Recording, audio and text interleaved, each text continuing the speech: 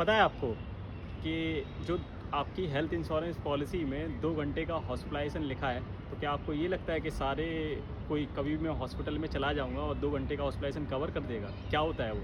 मैं आपको बताता हूँ। उसको बोलते हैं एक डे केयर ट्रीटमेंट है, वो 2 घंटे का हॉस्पिटलाइजेशन नहीं, वो डे केयर ट्रीटमेंट है। तो डे केयर ट्रीटमेंट क्या होता है, ये समझो कि मान के चलो due to advance of technology, ये जो कि पहले ट्रीटमेंट 24 घंटे में होते थे, लेकिन अब वो कुछ समय कम हो गया है, जैसे 2-3 घंटे होते हैं। जैसे मान के लो कैटरेक्ट होता है, कीमोथेरेपी होता है, कोई माइनर सर्जरी हो गई या डायलिसिस हो गया।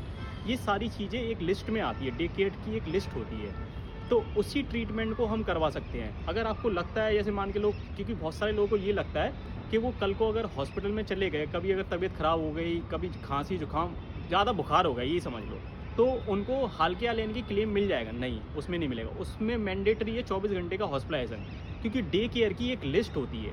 पूरी की पूरी वो लिस्ट के अंदर अगर वो आता है वो ट्रीटमेंट, तभी आप वो ट्रीटमेंट को ले पाओगे। वो 2 घंटे में कवर करेगा या उसके ज़्यादा, यानी कि उसके अप्रॉक्सीमेटली। अगर आपको भी जानना है डे केयर ट्रीटमेंट की लिस्ट पूरी की पूरी, तो आप एक कमेंट करो कि डे केयर, तो मैं आपको पूरी की पूरी एक बार लिस्ट भेज दूँगा। तो कल को अगर कोई क्लेम आएगा आपको, तो ध्यान रहेगा आपको ये डे केयर लिस्ट में आता है या उसके बाहर आता है, तो हमें क्लेम में करने में भी आसानी होगी। Thank you.